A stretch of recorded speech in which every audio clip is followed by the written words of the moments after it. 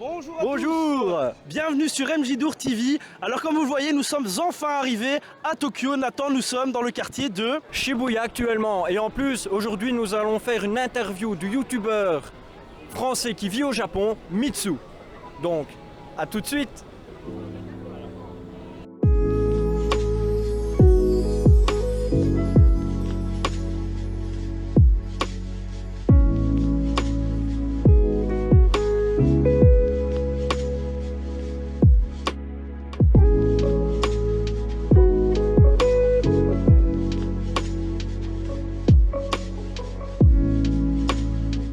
Alors tout d'abord Mitsu, merci de nous accorder cette interview et de nous accorder ton temps.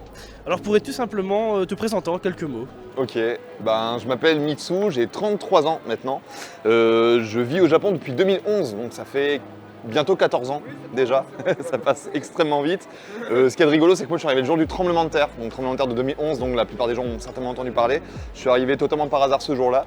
Et depuis, là où à la base j'étais venu pour faire de la musique, entre-temps j'ai commencé à travailler pour les médias, donc pour la télévision. J'ai commencé à être modèle, à faire des publicités, etc.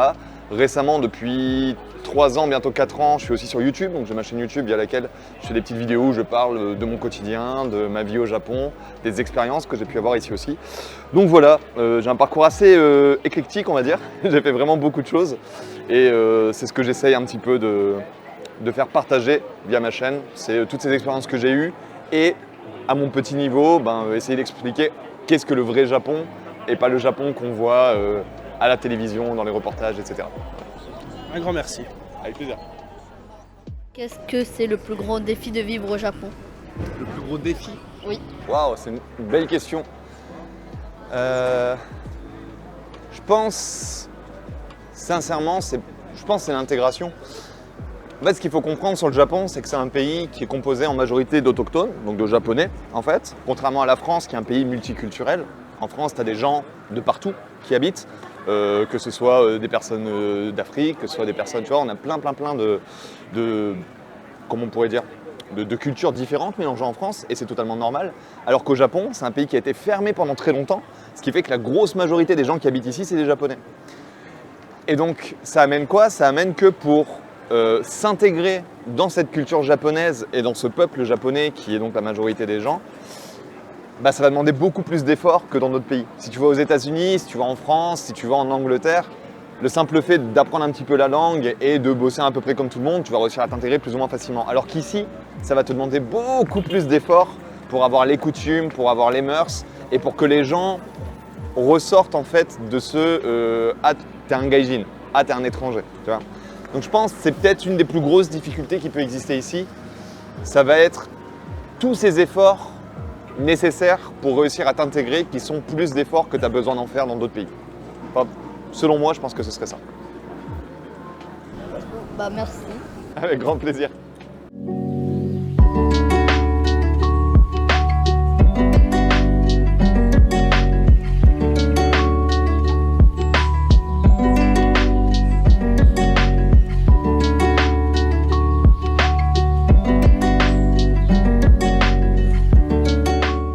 Est-ce que le mode de vie français te manque?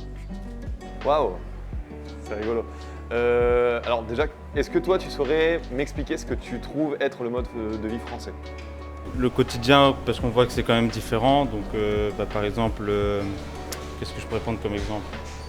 L'habitude, par exemple, comme ici il n'y a pas de poubelle, de jeter son déchet à la poubelle ou quoi. Parce que vu qu'ici c'est rare de trouver une poubelle, voire on en trouve très peu. Est-ce que genre ce fait-là, dès que tu as un déchet ou quoi, d'aller le jeter et que là tu dois le garder? Je vais te dire franchement non, et c'est même plutôt l'inverse. C'est je me reprends en pleine face ce qu'était la France à chaque fois que je retourne en France. En fait, ça fait, je pense, trop longtemps que j'habite ici. Là, on arrive, voilà, ça va faire 14 ans bientôt, donc presque 15 ans. Je vais arriver bientôt d'ici quelques années à avoir passé plus de temps au Japon qu'en France. Et surtout, si tu retires les premières années où tu es bébé et où tu comprends pas trop ce qui se passe autour de toi, au final, aujourd'hui, j'ai passé plus de temps au Japon qu'en France. Donc, je pense que c'est plutôt l'inverse, tu vois. En fait, pourquoi je t'ai posé la question sur qu'est-ce qu'était le mode de vie français, c'est que même moi, je suis plus trop au courant de ce que c'est, tu vois, je comprends plus trop. Il y a plutôt un état d'esprit français que je reconnais, mais dans lequel je me sentais pas spécialement en accord où je m'y retrouvais pas vraiment quand j'étais plus jeune. Et au final, j'ai eu la chance d'avoir des amis japonais quand j'étais en France. Et il y a une connexion qui s'est faite tout de suite et où je me suis dit « Ah tiens, c'est rigolo, la mentalité japonaise, je me retrouve vachement plus dedans. » Et c'est ça qui a fait aussi que par la suite, quand j'ai eu 19 ans, pour moi, c'était assez acté que le Japon, ça allait me plaire parce que je savais que déjà que les gens en eux-mêmes me plaisaient. Je savais déjà que j'arrivais à avoir des échanges qui étaient des échanges où je me retrouvais, tout ça. Donc non, ça me manque pas spécialement. J'aime bien retourner en France de temps en temps, même s'il m'arrive 1 milliard de galères à chaque fois que j'y vais. Et c'est vrai que ça, c'est chiant. Mais non, c'est toujours un plaisir. Je redécouvre la France à chaque fois que j'y vais. Là, j'y vais demain d'ailleurs au moment où on tourne cette interview. J'ai un petit peu la hantise parce que je me dis est-ce que ça va bien se passer cette fois. Mais non, personnellement, et c'est purement à titre personnel, je trouve que le Japon, la culture japonaise, la mentalité japonaise, c'est très en accord avec ce que je suis. Et donc, ça me manque pas plus que ça. Voilà. Ça va, bah merci. Avec grand plaisir.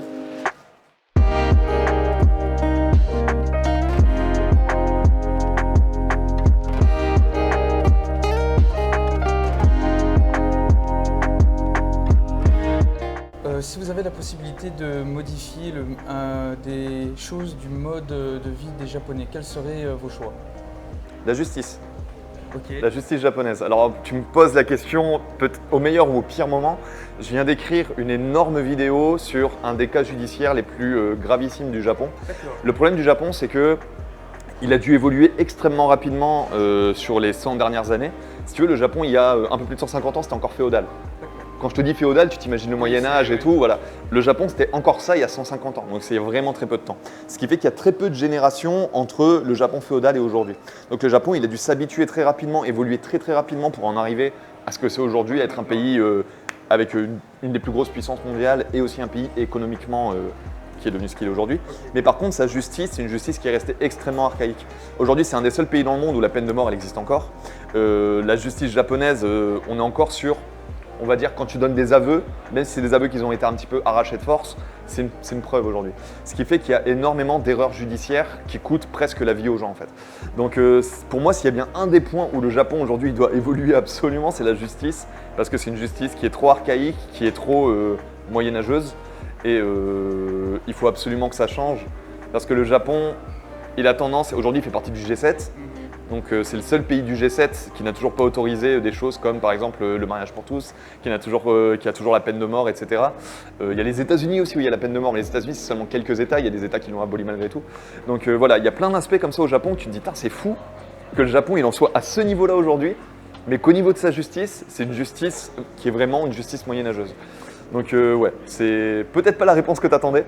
Si, c'est vraiment très bien. Maintenant, je sais un peu plus. Voilà, mais du coup, ouais, suivez l'affaire Hakamata. Moi, je vais en faire une vidéo qui sort ce samedi là. Elle sera sortie normalement au moment où vous faites votre vidéo. Mais je pense que ça montre bien toutes les dérives qu'il y a encore aujourd'hui, malheureusement, sur le système judiciaire japonais. Et à ce niveau-là, à titre personnel, j'aimerais vraiment qu'il y ait un effort de fait de la part des politiques japonais. Okay. Si vous devez fusionner un élément de la culture japonaise avec un élément de la culture française, que choisirez-vous? Fusionner quelque chose de français avec quelque chose de japonais? Ah, c'est une belle question. Un des attraits que j'adore au Japon, c'est le fait qu'ici, on fête énormément les saisons. Et même dans la vie de tous les jours, c'est qu'il n'y a pas une semaine où tu n'as pas un petit festival, où tu n'as pas un petit truc culturel à droite à gauche. Tu as des parcs. Par exemple, moi j'ai un parc pas très loin de chez moi qui s'appelle Inokashira Koen où je vais souvent. Et là-bas, tu as toujours des petits concerts, ils sont toujours en train de fêter, soit la saison de ci, soit la saison de ça, soit en ce moment, il y a les bananes qui poussent et on va fêter la fête des bananes. Tu vois, il y a toujours des trucs comme ça. Et j'aimerais bien réussir à implémenter ça avec le côté très chauvin de la France où les gens aiment bien quand même se rassembler. Mais je trouve qu'en France, je parle de la France et je sais pas si c'est pareil en Belgique ou pas. En Belgique ou en France, n'importe. Ouais, mais je trouve qu'il y a peut-être pas suffisamment ce genre de fête en fait qu'on va retrouver énormément ici. Donc si on pouvait lier le côté très fêtard qu'on a en Occident avec le nombre de fêtes, quasiment une par semaine ici, tu vois, je pense que ce serait pas mal. On pourrait faire la fête tous ensemble, sans se prendre la tête, sans penser à des trucs négatifs tout le temps. Et ouais, je pense que ce serait pas mal.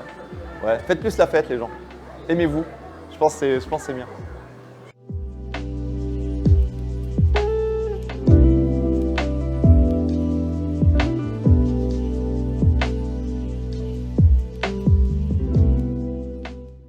Si tu pouvais passer une journée avec un youtubeur japonais, lequel ça serait? Ah, donc un youtubeur japonais, japonisant, qui vit au Japon. Oui, ici. pour un public japonais. Ok. Qui ce serait? En vrai, la réponse simple, ce serait Hikakin. Parce que forcément, c'est le plus gros youtubeur japonais et tu as toujours envie de passer du temps avec le plus gros youtubeur japonais. Et surtout que Hikakin, en plus, ce qu'il faut savoir, c'est qu'à la base, c'est un musicien qui fait du beatbox. Et je me dis, j'aimerais tellement faire un feat avec lui. Genre moi à la guitare ou au chant et lui au beatbox. Ce serait incroyable. Il a fait un feat avec Aerosmith d'ailleurs, ce mec-là, c'est incroyable. Désolé, je dis vague. Mais à part Hikakin, en vrai, ça reste dans les gros, mais Hajime Shacho aussi, j'aime bien. Tu connais Hajime Shacho? Pas du tout? Ok, bah c'est un gros youtubeur japonais aussi. C'est peut-être le deuxième ou le troisième plus gros youtubeur du Japon. Je pense que ouais, peut-être Hikakin ou Hajime Shacho, c'est des mecs qui ont tellement des idées dans tous les sens. Je me dis avec eux, il y aurait moyen de faire une vidéo vraiment rigolote, tu vois. Donc je pense, ouais, un des deux. Mais en vrai, là, tu me fais me dire qu'il faut que j'essaie de contacter Hikakin pour faire un feat avec. En musique? Ouais, je pense qu'il y a un truc à faire. Pourquoi pas? Si le Japon était une chanson, laquelle serait-elle pour toi? Laquelle, Ok. Donc une chanson qui existe, qui représente bien ce que représente le Japon. l'univers du Japon. Waouh. C'est extrêmement dur. Là, forcément, ça va être très personnel. Je sais pas si c'est vraiment une chanson qui va représenter le Japon, mais c'est une chanson en tout cas qui, moi, me fait quelque chose. Dès quand je pense au Japon, c'est cette chanson-là qui vient tout de suite.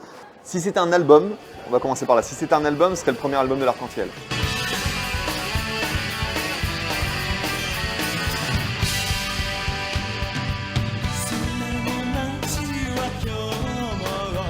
Parce que c'est via cet album-là que j'ai découvert la musique japonaise quand j'avais 10 ans.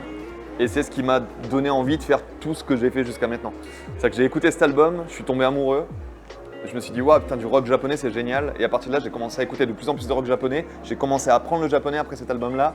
Et c'est ça qui a fait découler toute ma vie, en fait. Donc si j'avais pas entendu cet album quand j'avais 10 ans, je ne serais pas là en train de te parler. Donc pour moi, ça représente tellement de choses que forcément, cet album en entier définit pour moi ce qu'est le Japon et ça représente trop de choses. Mais je vais essayer de te trouver une chanson quand même parce que j'aime bien répondre bien aux questions. Il y en a une. Est-ce que vous connaissez Gact? Tu connais Gact?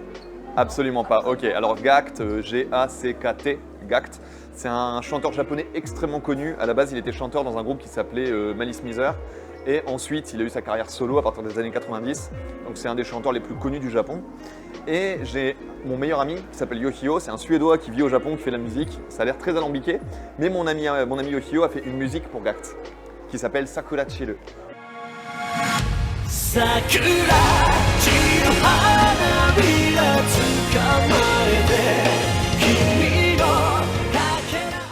Donc c'est une musique qui, comme son nom l'indique, te parle des sakura. Mais en fait, c'est plutôt une allégorie pour parler justement de la vie, de la mort, du lien qu'on a entre les gens, etc. Et cette chanson-là, elle représente énormément de gens avec qui j'ai eu beaucoup de liens, que ce soit Yohio, que ce soit Gact, que ce soit des personnes qui malheureusement sont plus là aujourd'hui pour parler avec nous. Et je pense que c'est une chanson, dès que je l'écoute, en fait, je me remémore tellement de choses sur mes 14 ans de vie au Japon, que je pense que c'est peut-être celle-là qui représente le plus ce que le Japon représente pour moi. Là juste, tu vois, je l'ai en tête en te parlant et je me remémore plein de passages de ma vie en fait. Donc je pense que ouais, Sakura Chiru de Gact, écrit et composé par Yohio. Si tu as l'occasion d'aller l'écouter, va l'écouter. Elle est vraiment vraiment bien. Et voilà, je pense que ce serait ma réponse. Ok, bah, merci d'avoir répondu à ma question. Avec grand plaisir.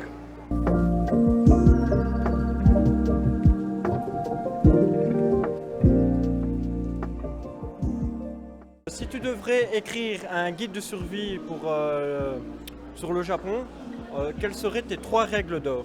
Numéro 1, clairement, c'est le japonais.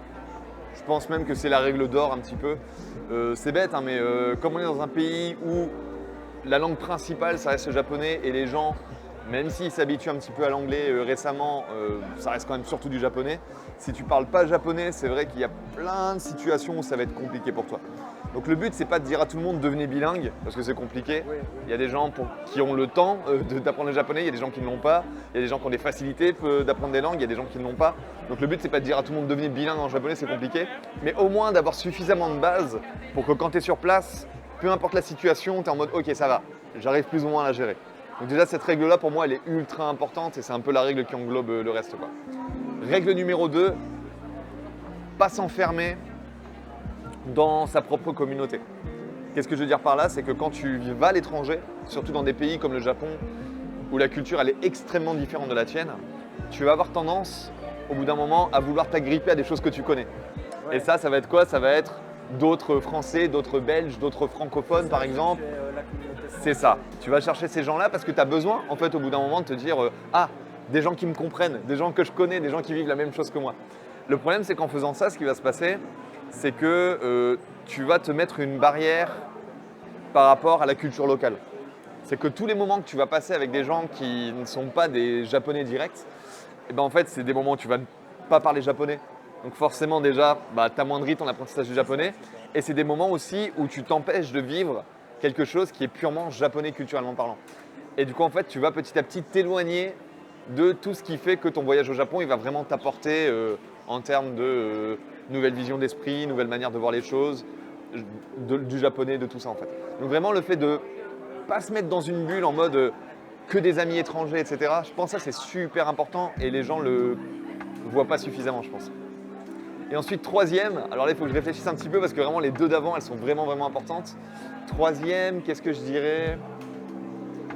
Je pense que j'en avais déjà parlé dans un Dinomitsu, mais le fait d'aller vers des expériences que, à la base, tu n'irais peut-être pas. Dans le sens où il y a plein de choses au Japon qui sont très différentes de ta culture à toi et où, d'un premier regard, tu vas dire « Oula, ça, j'ai pas trop envie », genre le natto, tu vois. T'as déjà mangé du natto? Ouais, t'as aimé? Ah, c'est bien. Mais tu vois, il y a plein de gens qui, juste le natto, ils vont dire « Ah, c'est visqueux, ah, ça a pas l'air ouf », et ils vont pas aller en manger, tu vois. C'est ce qu'en japonais, on appelle kuwazugirai. Et je pense que de manière générale, toutes les expériences au Japon, il faut que tu te dises, que tu fasses un peu le yes man. Tu deviens Jim Carrey et tu dis un peu oui à tout. Et c'est ça. Et en fait, ça va vraiment t'ouvrir des portes que tu n'aurais jamais pu ouvrir si jamais tu étais resté un petit peu sur, on va dire, tes acquis et ton prisme culturel occidental, donc de belge, de français, en te disant « Ah, ça, là, je sais pas, tu vois. » Évitez ça. Essayez au maximum de se dire « Vas-y, tu sais quoi, je vais tenter des choses, je vais essayer des expériences que peut-être jamais je me serais dit je vais les faire. » Et c'est ça qui va t'amener à faire des trucs qui vont encore plus t'ouvrir de portes, je pense. Voilà. C'était un petit peu long, mais je pense que ce seraient mes 3 conseils. Bah ça, merci en tout cas. Avec grand plaisir. À la prochaine. À la prochaine. Connais-tu les principes d'une maison des jeunes? Alors, quand j'étais petit, j'allais dans des endroits que nous, on appelait des maisons de jeunes, mais je ne sais pas si c'est exactement la même chose. Comment toi, tu le définirais, par exemple? Je te dirais si je... Moi, je définirais une maison des jeunes comme un endroit où les jeunes peuvent avoir des interactions et où on fait des projets comme notre voyage au Japon. Alors moi, je t'avoue que j'ai pas eu la chance d'aller dans une maison de jeunes où on faisait des voyages au Japon, malheureusement. Mais par contre, j'allais dans des endroits où on faisait des activités entre jeunes de la ville, de la région, tout ça. Je sais pas si ça se rapproche un petit peu, mais j'ai un petit peu connu ça, on va dire. Ouais. Maison des jeunes au Japon? Alors, je vais pas te dire que ça n'existe pas, mais je pense en fait que ça prend une autre forme. C'est-à-dire qu'ici au Japon déjà, il y a ce qu'on appelle les bukkatsu. Tu vois ce que c'est les bukkatsu? Ok.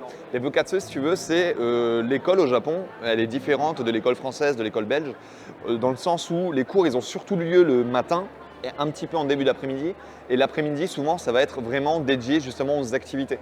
Où tu as les jeunes, en fait, qui vont pouvoir choisir une activité qui est la leur. Donc ça peut être soit une activité sportive, soit une activité musicale, soit peu importe. Tout est plus ou moins possible. Et donc ça va être surtout les bukkatsu en fait, qui vont être les lieux de réunion, on va dire, des jeunes au Japon. Ce qui fait qu'ils n'ont pas eu besoin de développer d'autres choses en plus. Comme nous, on a besoin de ça parce que l'école française ou belge, tu vas en cours et tu as fini les cours et c'est fini, tu vois. Donc tu as besoin d'avoir un truc en plus. Au Japon, on n'a pas ça. Après, je pense qu'il y a certains endroits où ce type d'endroit où tu peux te réunir entre jeunes, faire des activités et tout, ça existe certainement. Mais je pense que c'est beaucoup moins développé que ce qu'on a en France ou en Belgique parce que, encore une fois, c'est déjà quelque chose qui est développé de manière intrascolaire.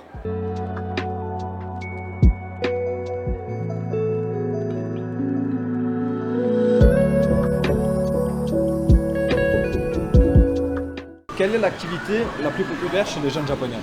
L'activité, bon déjà, il y a le Game Center dans lequel on est. Ouais, ça je m'en suis pense que voilà, bon, il y a pas mal de jeunes qui viennent ici, même si en vrai, normalement, avant un certain âge, c'est pas très autorisé. Donc souvent, il y en a qui vont se changer avant de venir parce que s'ils viennent en habit d'écolier, on les dégage. Mais c'est vrai que ça reste quand même, bien sûr, les Game Center, un endroit où les jeunes japonais aiment beaucoup venir. Sinon, pour moi, l'activité qui représente le plus ce que font les jeunes japonais, c'est peut-être le karaoké. Tout le monde va au karaoké, mais à tel point que ce qu'il y a de rigolo, c'est que plus tu côtoies les japonais, plus tu vas au karaoké avec les Japonais, plus tu te rends compte qu'il y en a beaucoup qui savent très bien chanter. En fait, ils savent bien chanter parce que depuis petit, ils sont habitués à s'entraîner au karaoké en fait.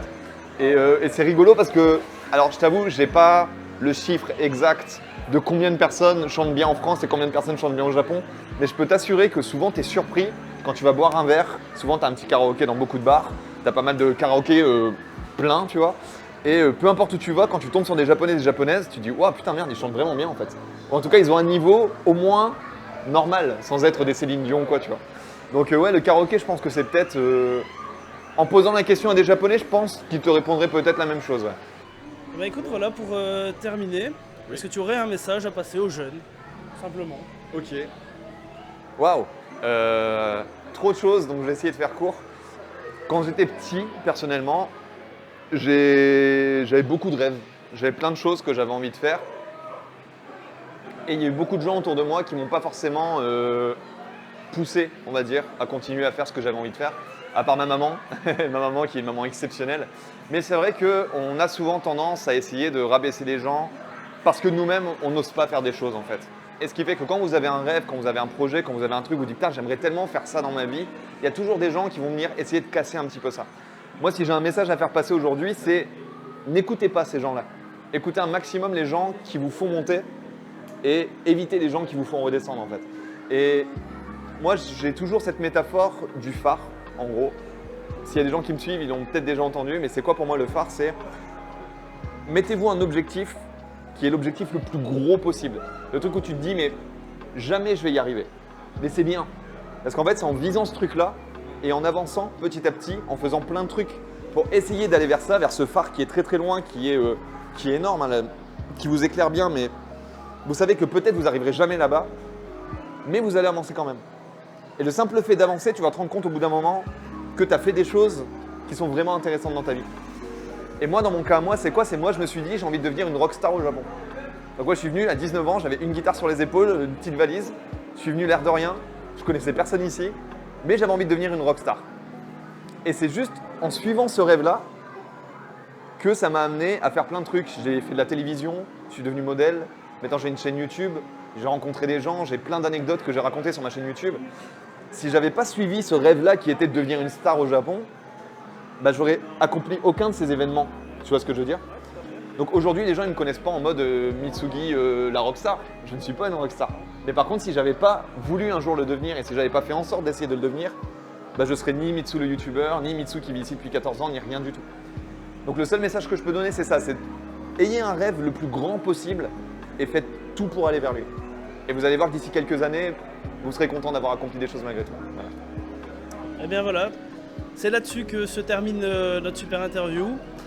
Merci d'avoir accordé encore une fois tout ton temps. J'espère que j'ai pu bien répondre à vos questions. C'était incroyable, Ouais. c'était nickel. Bah, écoute, Franchement, ça nous a plu, j'espère que c'est réciproque. Bah, j'ai été très content de tous vous rencontrer, vous êtes tous adorables. J'espère que votre voyage au Japon se passera du mieux possible. Il vous reste encore il vous reste une petite semaine encore? 8 jours. 8 jours. Bon voilà, bah, j'espère que vous allez passer un bon voyage. Merci beaucoup. Avec grand plaisir. Voilà. À bientôt. A bientôt sur MJDour TV.